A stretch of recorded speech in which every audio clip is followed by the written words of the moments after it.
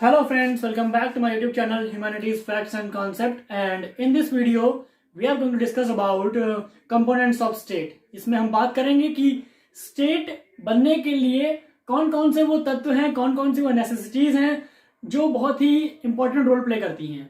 आपको बता दूं कि कोई भी अगर भूभाग का क्षेत्र, कोई भी लैंड मास है, कोई भी लैंड है, उसको हम स्टेट तब तक नहीं कह सकते जब तक उनमें ये 4 क्वालिटीज नहीं होंगी।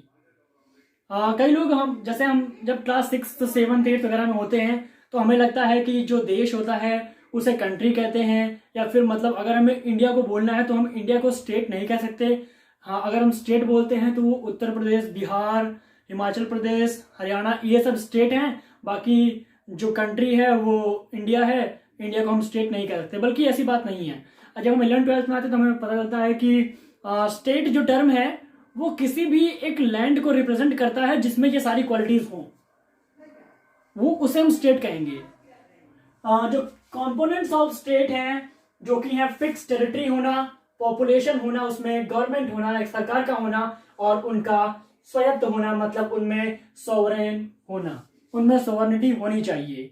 मतलब और जो ये कंपोनेंट्स हैं इनको हम की एलिमेंट्स भी कह सकते हैं। मतलब ये किसी भी स्टेट के स्टेट होने के लिए ये कंपोनेंट्स हैं। हाँ, तो अगली वीडियो में हम डिस्कस करेंगे नेशन है वर्सेस स्टेट। मतलब जो नेशन टर्म है ये एक कल्चरल टर्म है जिसकी जो ओरिजिन है वो यूरोप में हुई थी, और स्टेट जो है वो एक पॉलिटिकल टर्म है। तो स्टेट जो है वो एक पॉलिटिकल टर्म है, बाकी जो नेशन जो है वो एक कल्चरल टर्म है। कल्चरल टर्म मतलब वो जिसका ओरिजिनेशन जो है वो कल्चर से हुआ है। तो हम डील करते हैं कि कंपोनेंट्स ऑफ स्टेट को पहले डिस्कस कर लेते हैं। तो this video going to be very small, ये बड़ी वीडियो नहीं होगी, बस इसमें कंपोनेंट्स को डिस्कस करेंगे, बस छोटा सा डिस्कशन है। जैसे कि फिक्स टेरिटरी होना, जैसे कि कोई भी जो स्टेट है, कोई भी जो लैंड मास है, उसमें अगर टेरिटरी मतलब उसमें जितनी भी मतलब उसकी जो टेरिटरी है अगर वो फिक्स है, अगर हम किसी को स्टेट कह रहे हैं, जैसे कि मान लीजिए हम इंडिया स्टेट की बात करें, that India is a secular country, India is a state. हाँ, तो जो इंडिया जो है वो स्टेट है, मतलब इंडिया जो है स्टेट है, उत्तर प्रदेश जो है वो स्टेट है, बिहार जो है वो स्टेट है, हरियाणा जो है वो स्टेट है। तो वो स्टेट क्यों है? क्योंकि उसमें जो फिक्स टेरिटरी है, उनकी जो टेरिटरीज हैं वो फिक्स हैं। ऐसा कोई भी एरिया जिसकी मतलब ऐसा कोई भी पॉलिटिकल मतलब ऐसा कोई भी पॉलिटिकल ऑर्गेनाइजेशन, कोई भी पॉलिटिकल कंट्री, क्योंकि जो स्टेट है वो पॉलिटिकल टर्म है, ऐसा कोई भी भूभाग है जो मतलब जिसकी जो टेरिटरीज हैं वो फिक्स है, जिसका जो क्षेत्र है, एरिया है, लैंड है वो फिक्स है, उसे वो एक कंपोनेंट है स्टेट का, कि स्टेट की जो एरिया होते हैं वो फिक्स होते हैं। अगला है पॉपुलेशन, मतलब उसमें कोई जनसंख्या रहनी चाहिए, क्योंकि तभी तो उसको स्टेट बोलेंगे। क्योंकि ह्यूमंस को जब हम ह्यूमंस हैं, हम अपने हम ह्यूमंस ने क्लासिफाई किया है उसको स्टडी करने के लिए, उसको स्टेट बोलने के लिए, तो उसमें ह्यूमंस रहेंगे, उसमें कोई पॉपुलेशन रहेगी, उसमें कुछ लोगों का समूह रहेगा, उसमें जनसंख्या रहेंगी, तभी तो हम उसे कहेंगे कि ये स्टेट है।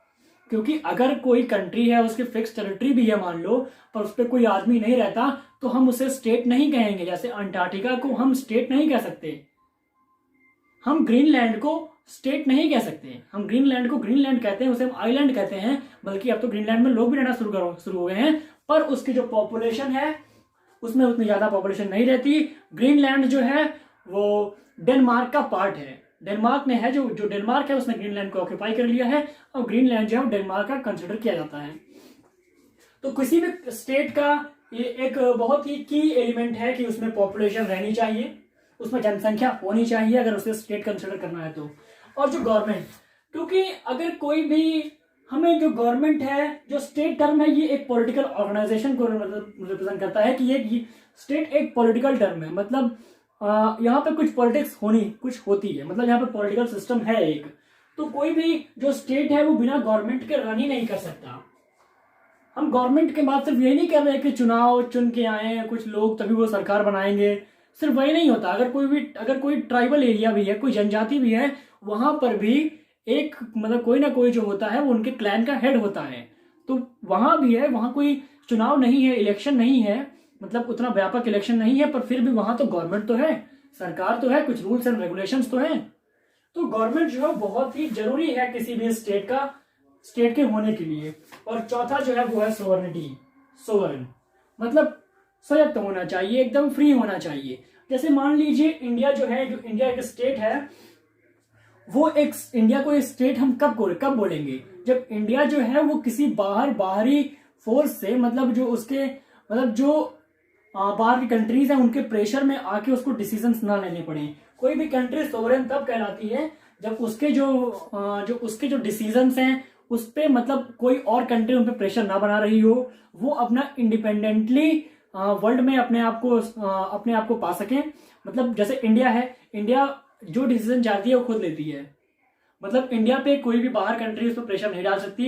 इंडिया एक सोवरेन कंट्री है, इंडिपेंडेंट कंट्री है, और वो बिल्कुल ही मतलब फ्री है। मतलब जो एग्रेशन आते हैं बाहर से, एक्सटर्नल एग्रेशन से बिल्कुल फ्री है। इसे कोई प्रेशर नहीं है यूएसए से, कनाडा से, पाकिस्तान से, रसिया से। ये अपनी पॉलिसीज, अपने इंडिपेंडेंट डिसीजंस, अपने डिप्लोमेटिक रिलेशंस खुद बनाती है।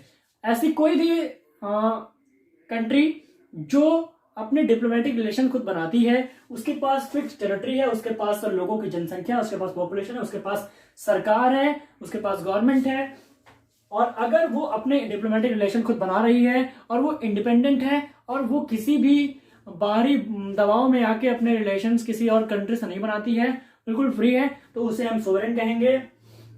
तो आज की वीडियो में इतना ही। अगर आप चाहते हैं कि मैं नेशन वर्सेस स्टेट भी, मतलब मैं इसको कवर करूं, तो प्लीज कमेंट बॉक्स में लिखिए, और आपको वीडियो कैसे लगी कमेंट बॉक्स में जरूर बताइए। And please like, share and subscribe my channel. My channel name is humanities facts and concept.